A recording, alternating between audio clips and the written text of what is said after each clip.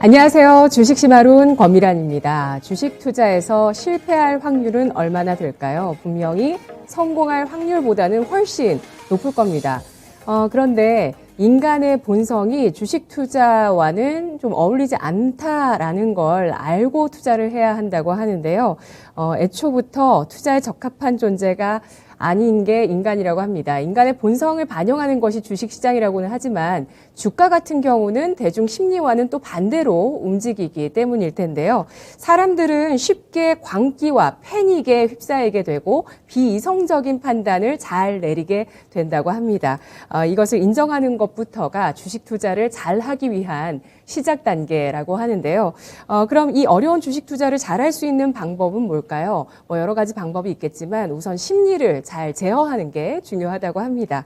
주식 투자를 잘하는 사람들의 자질에 대해서 전설적인 월가의 펀드 매니저 피터 린치가 이렇게 정리를 했다고 하는데요. 인내심이 우선 있어야 하고요. 또 자신감이 있으면서 동시에 또 겸손해야 합니다. 고집스러우면서도 상식을 갖추고 고통에 대한 내성이 있고 초연함이 있어야 한다라고 하는데요. 그리고 독자적으로 조사하려는 의지, 실수를 기꺼이 인정하는 태도, 공포를 무시하는 능력 이런 것들이 있어야 된다고 합니다. 아무리 경제 지식이 많아도 또 IQ가 높아도 사실 이런 것들이 따라주지 않으면 이런 자질이 없으면 주식 투자에 성공하기 어렵다고 하는데요. 자, 평온한 마음과 성찰 능력, 또 틀릴 수 있음을 인정할 수 있는 겸손함, 그리고 틀렸을 때 바로 인정하는 유연성, 또 인간 본성에 대한 약간의 냉소와 또 여러 가지 것들에 대한 의심이 필요한 것이 바로 또 주식 투자라고 하는데요. 자, 오늘도 이 시장을 이해하고 또 어떤 내용들이 또 시장에 주요한 변수로 작용하고 있는지 그 숨겨져 있는 내용들 확인해 보도록 하겠습니다. 오늘의 주제 함께 보시죠. 갈림길에 선 조선 3사 각자 도생이냐 협력이냐. 오늘 신영증권 엄경아 연구원 만나보겠습니다. 어서 오십시오. 네, 안녕하세요. 안녕하세요. 1월 들어서 조선업에 또 여러 가지 소식이 참 많았습니다. 네네. 먼저 지금 제목에도 나와 있는 내용에 대해서 좀 확인해 보려고 하는데요. 기다렸던 그 이후에 결과 발표가 있었는데 현대중공업과 대우조선해양의 합병을 불허하는 방침에 대해서 발표가 나왔습니다. 네. 독점이라는 점에 대해서 이유로 됐고요. 그래서 국내 조선업계가 빅3에서 빅2로 재편되는 게 물거품 됐습니다. 이 내용에 대해서 좀 알아볼까요? 일단 EU에서 작년부터 지금까지 했던 얘기는 지속적으로 똑같았었거든요. LNG 선박에 대한 독점이 너무 높으니까 이 부분에 대한 걸 좀 해소해 줬으면 좋겠다라는 거였고, 현대중공업 측에서는 이 하나의 프로덕트에 대해서 독점력이 높은 것만이 우리가 이거를 독점이라고 봐야 되느냐라고 이제 계속 입장을 고수를 했습니다. 그래서 이게 뭔가 합의점을 찾아가는 모습을 보였어야 되는 건데 그런 모습을 보이지 않았기 때문에 아마 이제 결론적으로 이런 결론이 날 거라는 거를 한 12월부터 이미 시장에서 조금 예상을 했던 것 같고요. 불허를 했기 때문에 이제 이 부분에 대해서는 더 이상 진행을 하지 않습니다. 그래서 그냥 각자 이제 각자 도생을 하는 쪽으로 간다라고 보시면 될 것 같습니다. 네.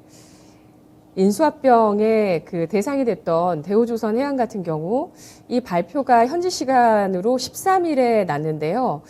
그러고 나서 주가가 좀 잘 버티는 듯 하다가 이후에는 좀 하락했는데 예상했던 내용이기 때문에 일단은 버텼다고 볼 수 있을 것 같고 이후에는 또 주가가 워낙 주식시장 자체가 많이 내리면서 조선주 일단 조정을 받는 모습을 확인하실 수가 있습니다. 자, 그러면 대우조선해양 매각이 불발됐는데 이 산업은행 측에서 플랜 B를 내놓을지에 대해서 시장이 주목하고 있거든요. 어떻게 전망하시죠? 당초에 나왔던 얘기로도 이제 독점이 문제가 됐으니까 해당 부분에 대해서 문제가 되지 않는 쪽으로 매각을 다시 시도할 수 있다라는 얘기가 나와 있는 상황이고요. 근데 산업은행 입장에서 조금 조심스럽긴 할 것 같습니다. 왜냐하면 저희가 정말 조선업체들의 시황이 좋을 때 매각을 하려다가도 한번 실패를 했고 이번에는 이제 바닥에서 팔려고 했었는데 이제 어쩌다 보니 2년 이상의 시간이 지나서 이제 시황이 다시 회복이 되는 국면에서 또 이게 불발이 됐다 보니까 시도는 했는데 만약에 또 매각이 이루어지지 않는 모습을 보이는 거에 대해서 조금 조심스러워 할 것 같고요. 요즘에 보면 시장이 좀 어쨌든 조선 업황이 좀 개선이 되면서 이 상장되어 있지 않은 조선 업체들의 매물이 시장에서 좀 잘 소화가 되고 있는 상황입니다.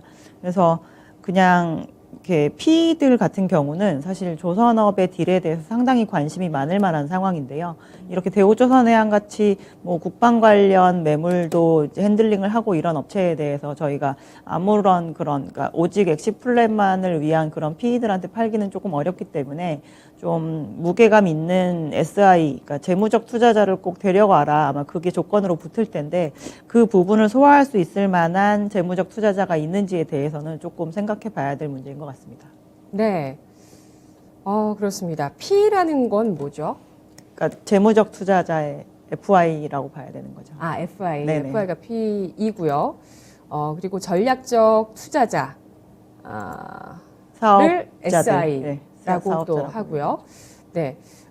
그러니까 금융을 움직이는, 돈을 움직이는 분들이 그냥 뭐 어떤 기업체가 있는 주체가 아니라 돈을 모아서 이렇게 투자하는 그런 주체 쪽에서 조선업에 대해서 관심을 가질 것이다. 예, 그래서 실제로 거네요. 작년부터 네. 뭐 대선조선, 뭐 원래 이름이 STX 조선해양이었던 지금 현재 이름이 K조선이 뭐 그런 데들은 예. 새로운 주인을 찾아서 이제 다시 이제 사업을 좀 재개해보자라고 하는 움직임이거든요. 근데 거기에는 다 이제 전략적 투자자와 재무적 투자자가 모두 다 들어가 있는 상황인데 이제 이 대우조선해양만큼 큰 사이즈의 회사를 전략적 투자자까지 다 모아가지고 투자를 하려고 하다 보니 그런 정도의 사이즈의 사업자가 있을 것인가에 대해서 조금 걱정을 할 수 있을 만한 상황이죠. 매각 금액 자체가 어느 정도?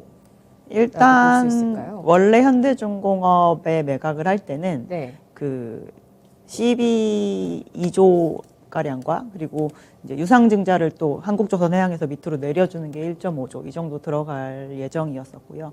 그렇기 때문에 표면적으로 그냥 들어가야 되는 돈이 한 3조 이상은 들어가야 되는 상태였었는데 이제 만약에 뭐 이렇게 되고 나서 재무적으로 뭔가 조정을 다시 한다거나 이 매물 가격에 대해서 뭔가 재평가해야 되는 부분이 있다라고 한다면 그런 부분이 좀 반영이 되지 않을까 싶습니다. 네. 거기에는 실제적으로 기업 가치가 반영이 되어 있는 건가요? 기업 가치도 당연히 반영이 되어 있는 것이고요. 지금까지 이제 산업은행 측 그리고 다른 이런 어떤 금융단에서 이제 들어갔던 그 투자금 네. 그거에 대한 부분도 같이 아마 포함이 되어 있을 것으로 보고 있습니다. 부채도 포함이 되고요. 그 부채가 이제 100% 다는 아니겠지만 이제 어느 정도 합의를 보는 거죠. 어느 정도는 이제 기존 투자자들한테 갚고 어느 정도는 신규 투자자가 이제 신규로 투입하는 금액으로 하자라고 해서 이제 그런 금액 부분은 좀 조정이 있어야 될 겁니다. 네. 그렇습니다. 정말 요즘 같은 때는 사실 뭐 시장 자체도 PDR이라고 해서 뭐 꿈을 먹는 주가 뭐 이런 얘기를 할 정도로 네. 그런 기업들, 뭐 미국에선 테슬라나 뭐 이런 기업들이 인기를 끄는 만큼 사실 중후장대 산업 내에 그 매물이기 때문에 좀 매각의 어려움이 상당히 많습니다. 같은 업계에서 이렇게 인수를 하려고 했을 때도 독점이라는 점으로 걸고 넘어졌었고 앞으로 플랜 B로 반드시 재무적인 투자자를 합친 이런 PE 전체적으로 PE라고 하면 되나요? 그 인수 주체를? 재무적 투자자는 그냥 네. FI라고 하시면 될 것 같고요. 예. 그냥 일반 전략적 투자자 사업자는 SI라고 하시면 될 것 같습니다. 그 둘을 포함한 인수 주체가 나와야 된다라고 지금 산업은행 측에서는 주장을 하고 있습니다. 매각하고 나서 이 기업이 잘 유지될 수 있게끔 하기 위한 방침이 될 것 같고요. 그리고 한국조선해양의 이제 다음 행보에 대해서도 주목을 하고 있는데요.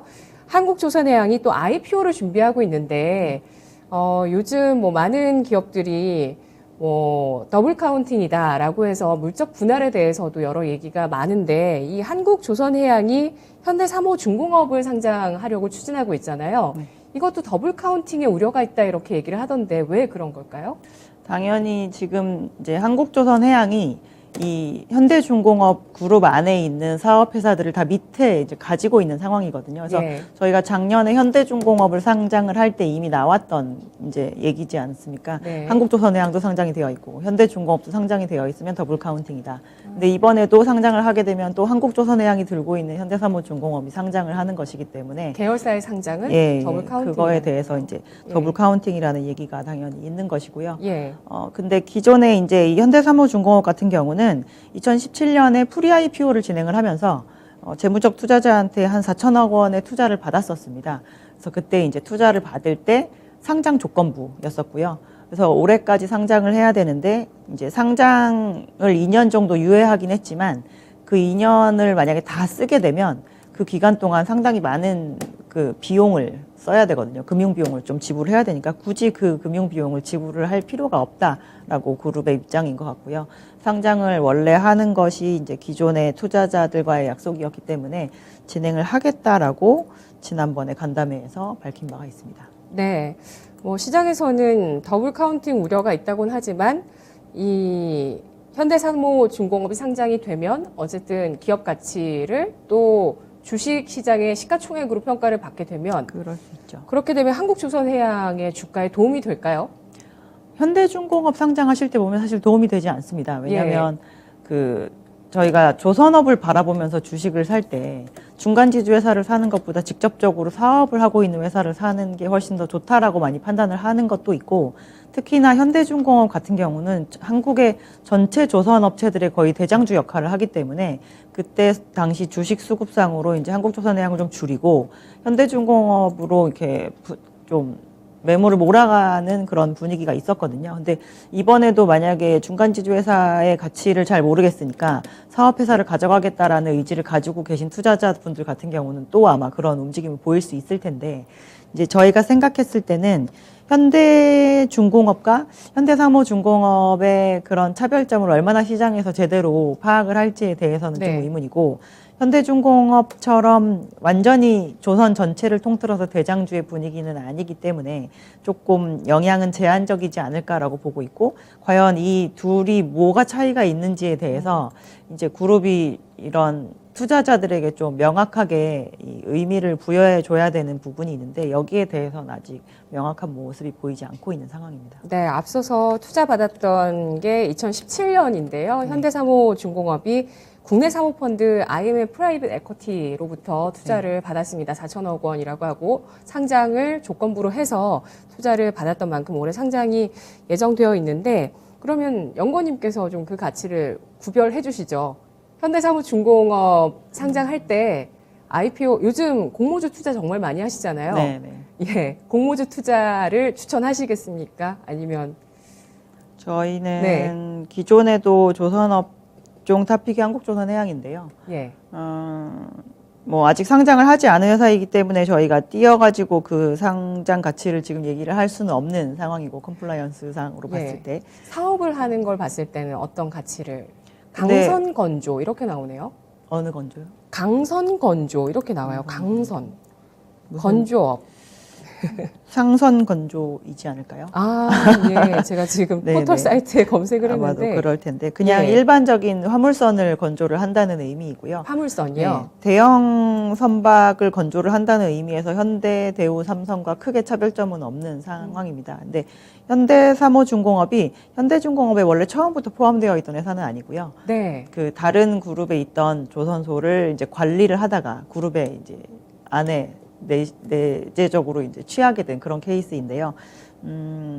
현대중공업 자체를 전체 선박의 R&D의 중추라고 저희가 얘기를 하면서 상장을 시켰기 때문에 현대사무중공업에서 어떤 부분을 저희가 차별점을 봐야 될지는 조금 지켜봐야 되는 문제인 것 같습니다. 네. 최근에 상장된 현대중공업이 R&D의 중추. 네. 선박 쪽에 대한 R&D의 중추. 예. 있었죠. 그렇게 강조를 했었고, 현대사무중공업 같은 경우는 뭐 계열사이긴 하지만 뭐 차별점을 둘 만한 그런 포인트가 보이지 않는다는 게, 그걸 좀 명확히 할 필요가 있을 것 같습니다. 예, 그걸 회사 측에서 명확히 할 거라고 기다리시는 거죠. 네, 좀 기다리고 있는 거죠, 저희. 예, 그런 포인트가 좀 명확해져야 현대사무중공업의 IPO가 메리트가 있을 것으로 예상을 해주셨습니다.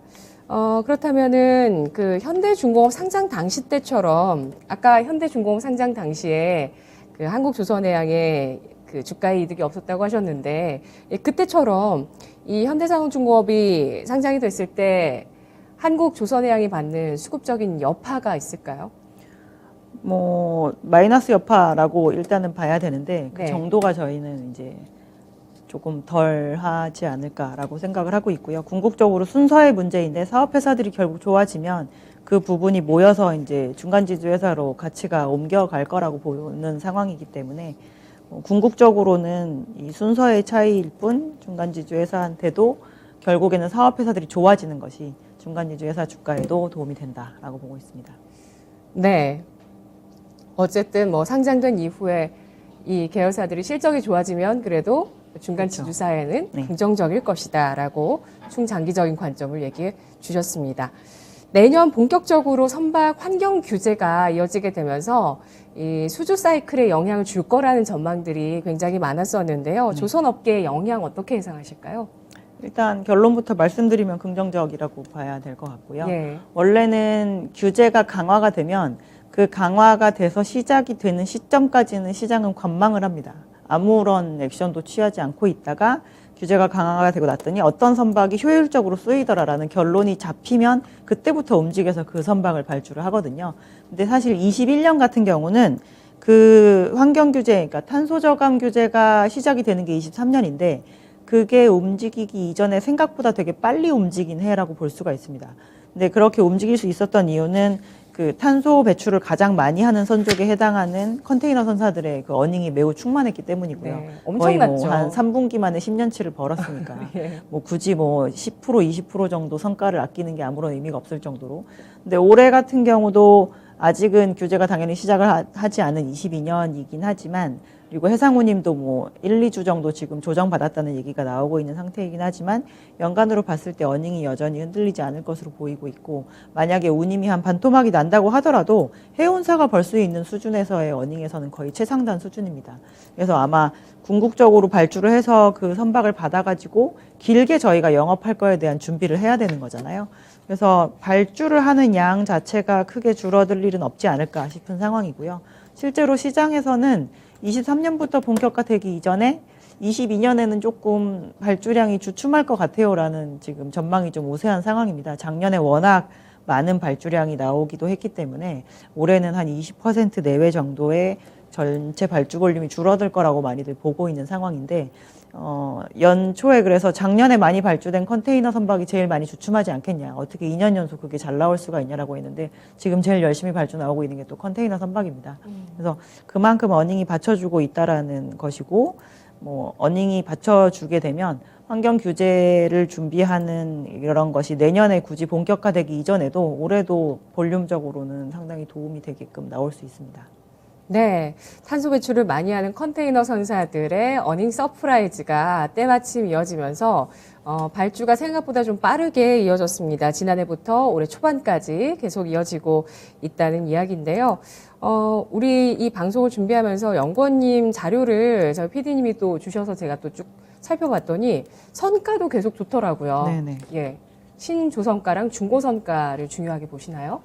중고선가가 더 먼저 움직이고요. 왜냐하면 시장에서 바로 사서 쓸 수 있기 때문에 예. 운임이 높으면 중고선가가 먼저 움직이고 그러고 나서 이제 중고선을 사기에는 너무 비싼 가격이 형성된다 싶으면 나중에 이제 그게 신조선 발주로 넘어가기 때문에 신조선가에도 영향을 주는데 심지어 지금 어닝이 가장 좋은 이제 컨테이너 중에서 미주 노선을 활발하게 왔다 갔다 할 수 있는 선형 같은 경우는 저점 대비해서는 중고선가가 거의 한 7배 정도 올라 있고요.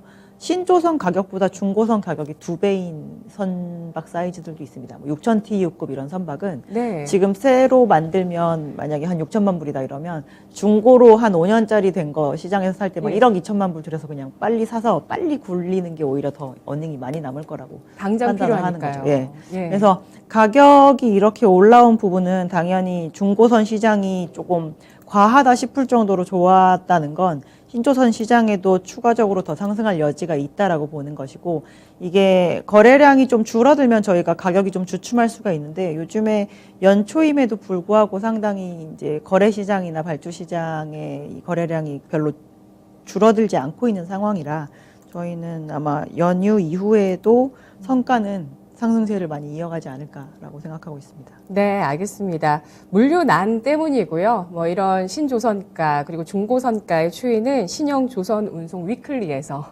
매주 발간을 하시니까 그 수치들을 저희가 한번 확인해 보도록 하겠습니다. 그리고 또 조선업의 새로운 모멘텀으로 스마트 조선소 구축이라는 얘기들이 나옵니다.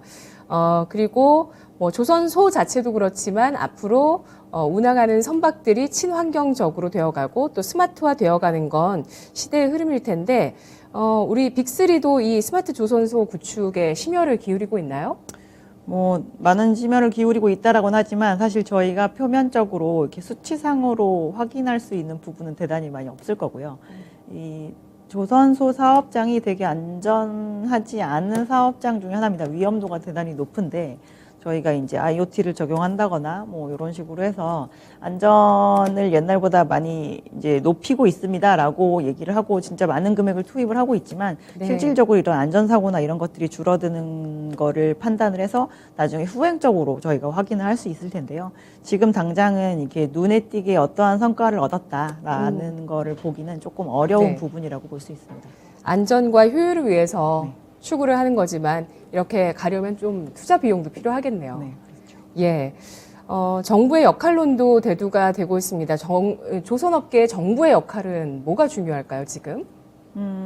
저희가 이번에 이제 협상이 잘 진행이 안 된 거에 대해서 너무 역할을 하지 않은 게 아니냐라는 생각들을 많이 하시는 것 같아요. 네. EU랑 협상을 할 때 이제 입장이 한국을 많이 대변해야 되는데 EU의 입장을 오히려 많이 손을 들어준 게 아니냐라는 생각들을 좀 하고 계신 것 같은데 저희가 지금까지 이 중후장대 산업들을 보면 뭐 정부가 아주 강력하게 밀어붙이는 방식으로 간 적은 없었던 것 같습니다. 그냥 시장에다가 흐름을 맡기고 그거에 따라서 조정이 되는 추이로 왔었기 때문에 아마 뭐 앞으로도 크게 바뀌지는 않을 것이라고 보고 있고요.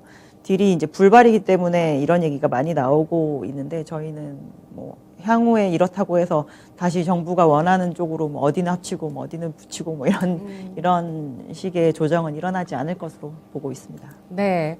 항공업도 담당을 해주시는데 항공업계도 역시 인수합병 이슈가 있는데 저는 이거 뭐 지나가는 얘기지만 HDC 현대산업개발 이번 사태 때 아시아나항공을 인수하기로 계속 고수를 했었다면 참 또 이 사안이 엄청 커졌겠다 이런 생각도 들더라고요. 네네. 예.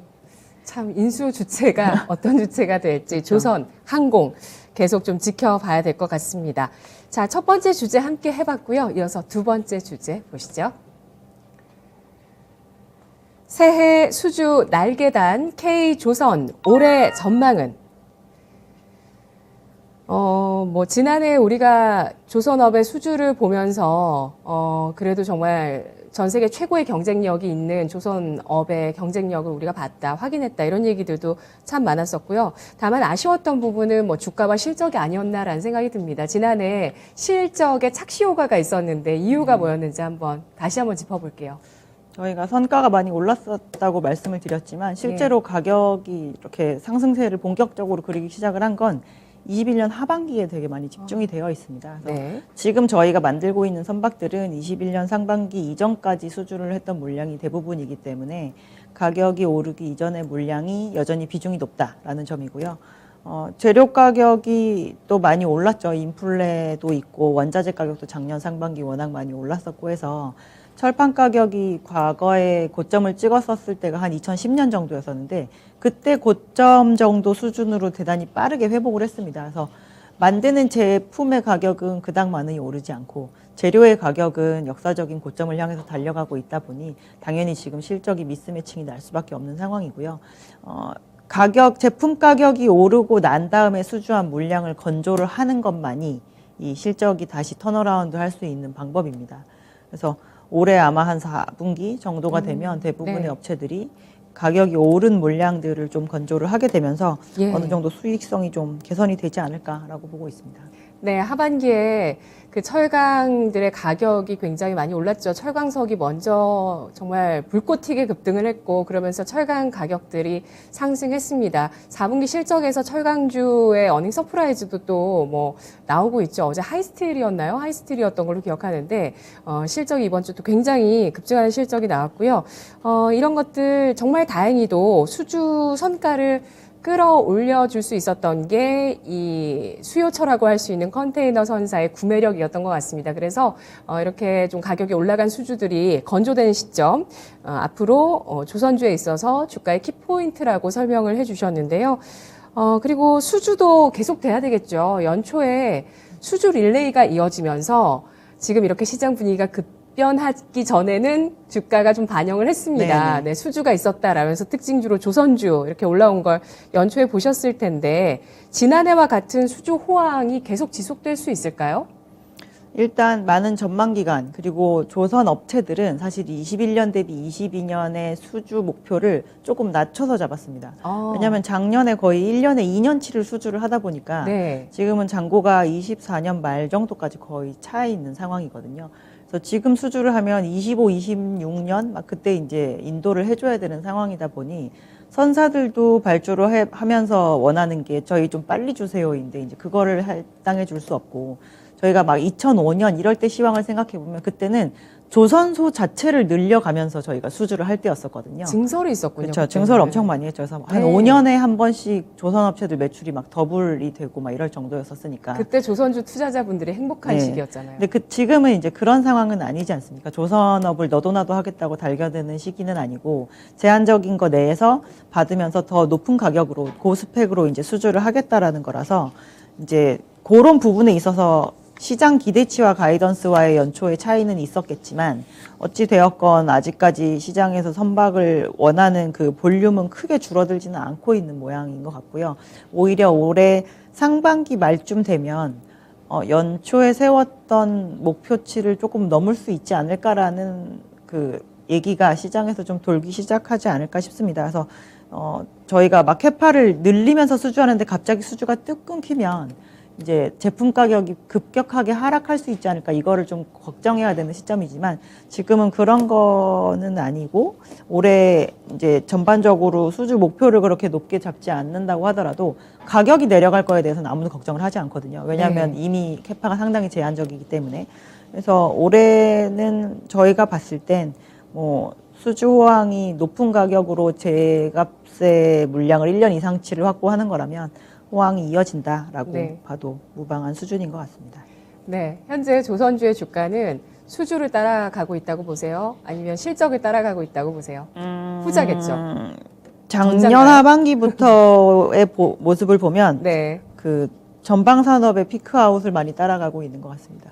전방 네, 사업. 전방 산업. 산업? 전방 산업 주가들. 해운이요? 네. 예. 그게 실적이 계속 좋게 나오는데 주가는 이제는 고점 찍었겠지 이러면서 이렇게 거의 한 6, 7개월 가량 이제 하락을 했는데 네. 어떻게 보면 조선주가 그 주가를 되게 많이 트래킹을 했거든요. 아, 그래서 이제 전방에 대해서 저희가 피크아웃이라고 생각을 할 때 이제 예전에 해운의 그 사이클을 생각을 하면서 대단히 급격하게 떨어질 거라고 생각하고 급격하게 떨어지면 작년에 반짝 투자를 했지만 올해는 또 투자를 아예 안 하지 않을까 이제 이런 거에 대한 우려라고 보는데요. 아까 말씀드렸지만 운임이 반토막이 나도 지금은 투자를 멈출 사이클은 절대 아닙니다. 저희가 환경에 대한 그런 투자도 제대로 이루어진 적이 없고 이런 상태이기 때문에 네. 그래서 수주량이 조금 꾸준하게 나오고 연초에 회사들이 얘기한 어떻게 보면은 되게 속 편한 전망을 한 거였거든요. 저희가 잔고는 줄지 않지만 작년보단 덜할 것 같아요라는 전망을 한 건데 그런 내용을 조금 뛰어넘게 수주를 많이 하면 아마 주가가 다시 이제 재평가 받는 국면으로 들어가지 않을까 싶습니다. 네. 뭐, 현재도 반영하고 미래도 반영하고 있네요. 지난해에 그 중반 정도에 그 2, 3분기 실적에서 충당금이 많이 쌓이면서 적자 어닝 쇼크가 나왔을 때도 주가가 민감하게 반영을 했는데요. 여기에 더불어서 전방 산업의 피크아웃 우려감도 반영하고 있는 그 조선주의 주가를 볼 수가 있습니다. 어쨌든 지금 조선업 같은 경우는 증설이 제한되어 있습니다. 더 이렇게 투자를 더 공격적으로 증설하지 않는 상황 속에서 도크가 거의 많이 채워졌다는 점이 올해 수주에 대한 전망을 보수적으로 하는 그런 근거가 되고 있다고 하는데요. 그렇다면 이렇게 밝지 않은 글로벌 수주 발주 전망 속에서도 수주 목표치를 상향 조정하고 있는 것도 관측되고 있다는데 요거는 기업 차원에서일까요? 아니요, 수주 목표치 발표가, 그러니까 작년 목표치 대비 올해 목표치는 상향이 됐고요. 네. 작년에는 목표치 대비 엄청나게 네. 더 많은 수주를 했었잖아요. 그래서 작년 실제 수주치보다는 낮지만 네. 작년에 초기에 잡았던 목표보다는 올해의 목표가 높은 건 사실이고요. 그 정도가 이제 잔고가 줄지 않을 정도로 1년 이상의 수주 목표 정도를 잡는 거에 대해서 조선업체들이 부담스러워하지 않는다. 뭐 이런 거에 대한 내용인 것 같습니다. 네. 그러면 올해 글로벌 발주량에 대해서는 전망이 어떻게 나오고 있을까요? 뭐 클락슨 이런 데에서는 한 20% 이상 감소할 것 같다라고 얘기가 나오고 있는 상태이고요. 작년에 연간 4,646만 CGT 정도가 발주가 나왔습니다.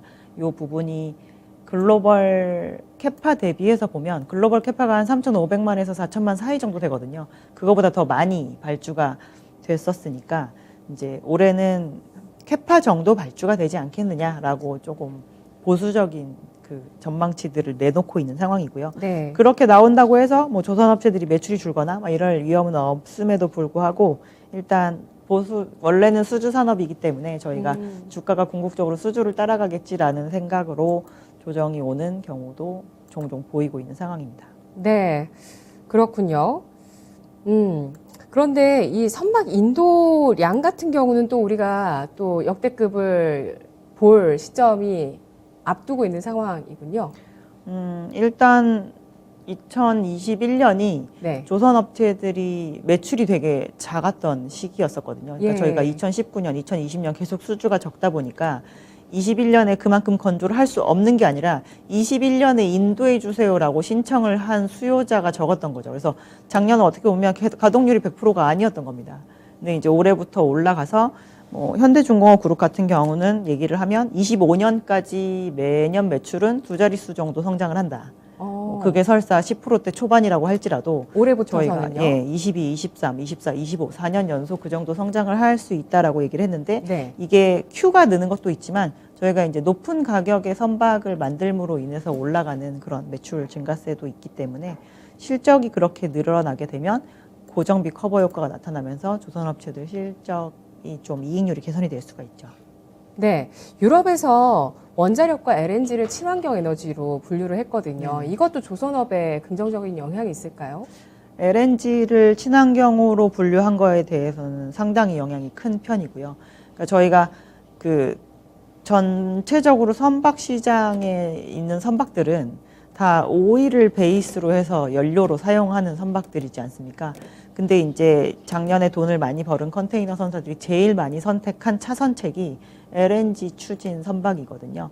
그래서 LNG는 원래 기존에는 연료로서의 기능은 거의 없는 그런 에너지인데 지금 전 세계적으로 10,000척 넘게 깔려있는 이 오일 탱커의 역할이 LNG 캐리어 쪽으로 넘어온다라고 생각하면 LNG가 한두 척 발주되는 게 이제 아닌 상황이 될 수도 있는 거죠. LNG는 지금 전 세계에 한 700척 정도밖에 없는 상태거든요.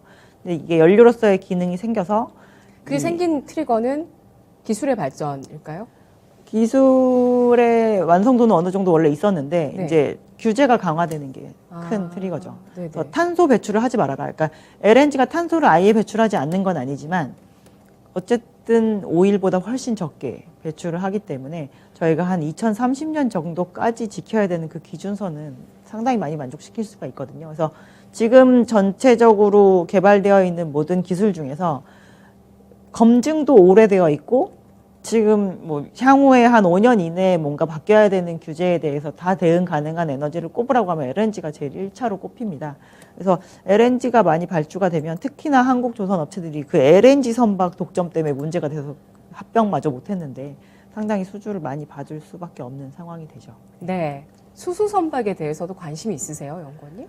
수소는 궁극적으로 2050년에 선박 시장에 있는 넷제로를 이루자라고 하는 그 목표의 가장 끝에 있는 네. 부분인데요. 그럼 대세가 앞으로는 됩니까, 장기적으로는? 이 수소 연료 전지 선박이 그래서 기술의 완성도와 그런 안정성 그리고 경제성이 나오느냐에 대해서는 계속 문제를 계속 연구 개발을 해봐야 되는 문제일 것 같고 1차 기술 개발을 그나마 좀 어느 정도 스타트하는 정도 시점이 2025년입니다. 그래서 이거는 약간 장기적인 이야기에 해당이 되고요. 네. 그렇게 수소로 넘어가기 이전에 LNG를 쓸 것이냐, 뭐 암모니아를 쓸 것이냐, 메탄올을 쓸 것이냐, 이제 이거에 대해서 조금씩 이견이 있는 상황이지만 어쨌든 중간 단계에 해당하는 기술 개발들은 어느 정도 완성도가 꽤 높은 상태이기 때문에 그걸 한번 건너서 넘어간다라고 하면 어쨌든 한국 조선 업체들은 그런 기술에 대해서 기술 완성도가 되게 높은 편이라서 수혜를 많이 받을 수 있는 상황입니다. 네, LNG 선박이 네. 친환경 선박으로 가는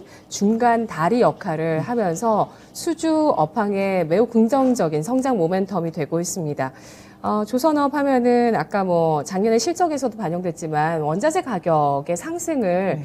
또 보지 않을 수 없고요. 이 원자재 가격 상승에 좀 노출되어 있고 또 생산 인력이 부족하다는 점도 지속적으로 언론에서 이야기했던 그 악재인데요. 이들의 영향력에 대해서는 어떻게 평가하실까요?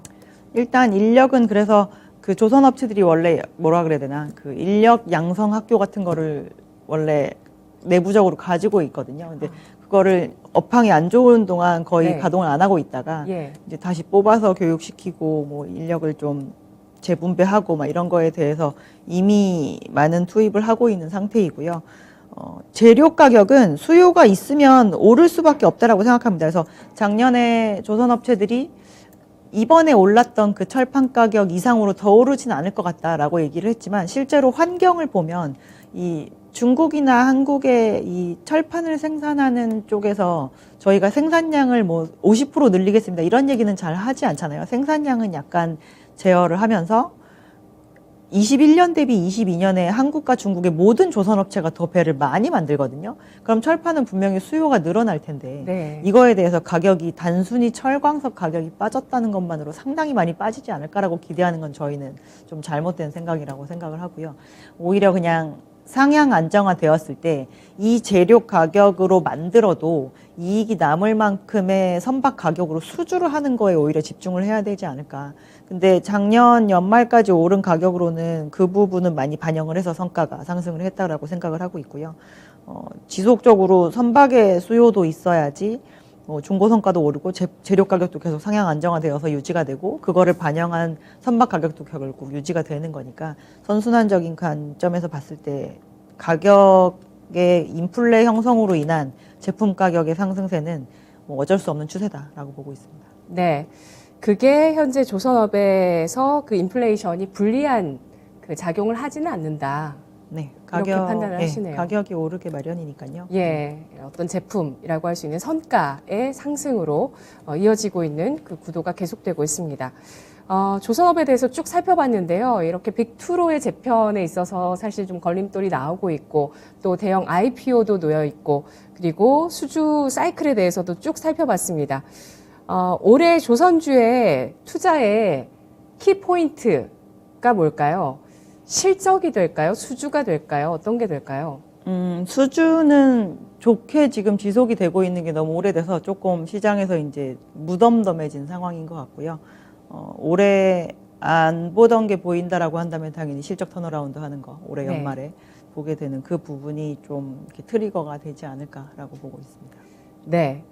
그동안 보지 못했던 조선주의 실적 턴어라운드가 4분기에 본격화되는 것이 조선주의 주가에 영향을 크게 미칠 수 있다고 네. 보시네요.